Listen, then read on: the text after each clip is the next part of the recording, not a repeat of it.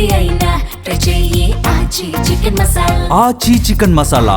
తెలంగాణ ప్రభుత్వం ప్రతిష్టాత్మకంగా చేపడుతున్న ప్రజాపాలన ప్రగతి ప్రణాళిక కార్యక్రమాన్ని విజయవంతం చేయాలని ముఖ్యమంత్రి రేవంత్ రెడ్డి ఈ వారం కలెక్టర్లకు దిశానిర్దేశం చేశారు.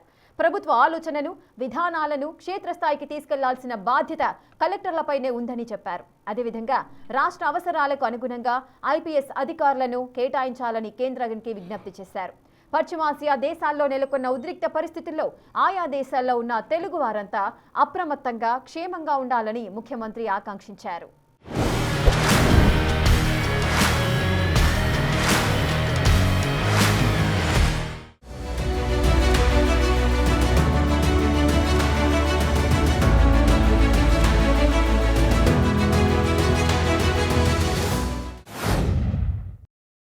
ఈ వారం ఢిల్లీలో పర్యటించిన సీఎం రేవంత్ రెడ్డి కేంద్ర హోంశాఖ మంత్రి అమిత్ షాని కలిశారు. తెలంగాణ అవసరాలకు అనుగుణంగా ఐపీఎస్ అధికారులను కేటాయించాలని విజ్ఞప్తి చేశారు. 2021లో జరగాల్సిన క్యాడర్ రివ్యూ ఆలస్యంగా 2025లో జరిగిందని గుర్తు చేశారు. అప్పుడు కూడా కేవలం 7 ఐపీఎస్ అధికారులను మాత్రమే తెలంగాణకు కేటాయించారని తెలిపారు. దేశంతో పాటు తెలంగాణ రాష్ట్రం సైబర్ నేరాలు, డ్రగ్స్, వైట్ కాలర్ నేరాలు సహా అనేక ఆధునిక సవాళ్లను ఎదుర్కొంటోందని హోంమంత్రికి వివరించారు సీఎం. గ్రేటర్ సిటీలో భారీగా జనాభా పెరుగుతోన్న క్రమంలో పెద్ద సంఖ్యలో ఐపీఎస్ అధికారుల అవసరం ఉందన్నారు. 3వ క్యాడర్ రివ్యూని ఈ ఏడాదిలోనే చేపట్టాలన్నారు. ప్రస్తుతం తెలంగాణలో 83 మంది ఐపీఎస్ ఆఫీసర్లున్నారని ఈ సంఖ్యను 103కి పెంచాలని కోరారు. అదేవిధంగా మావోయిస్టుల అగ్ర నాయకుల లొంగుబాటు, వారి పునరావాసం అంశాలపై అమిత్ షాతో చర్చించారు సీఎం. తెలంగాణలో 591 మంది మావోయిస్టులను జనజీవన స్రవంతిలో కలిసిన విషయాన్ని చెప్పారు.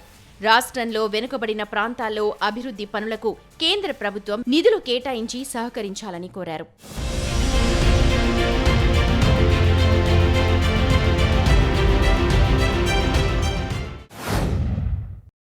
తెలంగాణ ప్రభుత్వం ప్రతిష్టాత్మకంగా చేపడుతోన్న ప్రజా పాలన ప్రగతి ప్రణాళిక కార్యక్రమాన్ని విజయవంతం చేయాలని ముఖ్యమంత్రి రేవంత్ రెడ్డి కలెక్టర్లకు స్పష్టమైన ఆదేశాలిచ్చారు.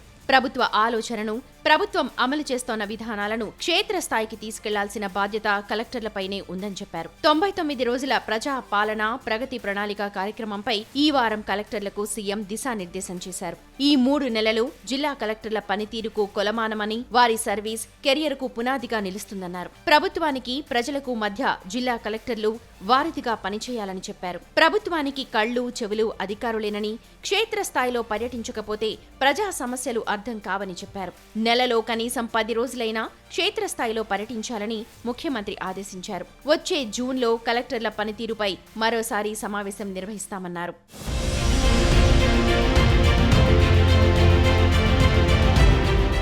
ప్రజా పాలన ప్రగతి ప్రణాళిక కార్యక్రమాన్ని విజయవంతం చేసేందుకు కలెక్టర్లకు కీలక సూచనలు చేశారు. ప్రజా ప్రతినిధులందరి సమన్వయం, భాగస్వామ్యంతో 99 రోజుల ప్రణాళిక అమలు చేయాలన్నారు. శాఖల వారీగా 10 వారాలు అమలు చేసే ప్రత్యేక కార్యాచరణ అందరినీ ఆకట్టుకునేలా ఉండాలన్నారు. జూన్ 2న తెలంగాణ ఆవిర్భావ దినోత్సవాన్ని ఘనంగా జరుపుకోవాలని, ముందుగా నిర్వహించే కార్యక్రమాలన్నీ వేడుకలా జరగాలని సూచించారు. గ్రామ, వార్డు సభల్లో నూతనంగా ఇచ్చిన రేషన్ కార్డులు, సన్నబియ్యం, ఇందిరమ్మ ఇళ్లు, 200 లోపు యూనిట్ల వరకు ఉచిత విద్యుత్, రుణమాఫీ, ఉచిత బస్సు ప్రయాణం, 500కే గ్యాస్ సిలిండర్ లబ్ధిదారుల వివరాలు తెలియచేయాలన్నారు.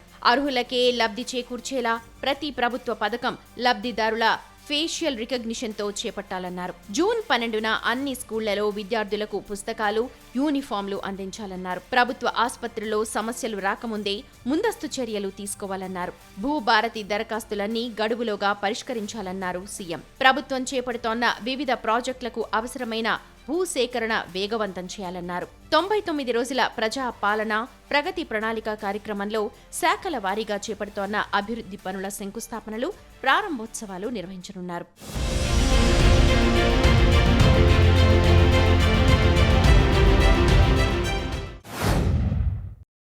పశ్చిమాసియా దేశాల్లో నెలకొన్న ఉద్రిక్త పరిస్థితుల్లో ఆయా దేశాల్లో ఉన్న తెలుగువారంతా ఎప్పటికప్పుడు అప్రమత్తంగా క్షేమంగా ఉండాలని ముఖ్యమంత్రి రేవంత్ రెడ్డి ఆకాంక్షించారు. యుద్ధ వాతావరణంలో ఇరాన్, దుబాయ్ లాంటి గల్ఫ్ దేశాల్లో చిక్కుకున్న తెలుగువారు ఎప్పటికప్పుడు ఆయా దౌత్య కార్యాలయాల గైడ్ లైన్స్ పాటించాలని కోరారు.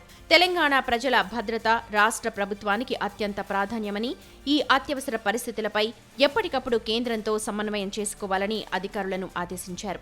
గల్ఫ్ దేశాల్లో చిక్కుకున్న భారతీయుల భద్రత కోసం అవసరమైన అన్ని చర్యలు తీసుకోవాలని కేంద్ర ప్రభుత్వాన్ని కోరారు సీఎం రేవంత్ రెడ్డి.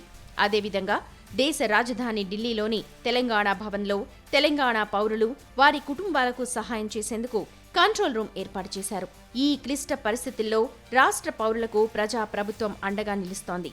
సకాలంలో సహాయం అందించడానికి అవసరమైన ప్రతి చర్య తీసుకుంటోంది.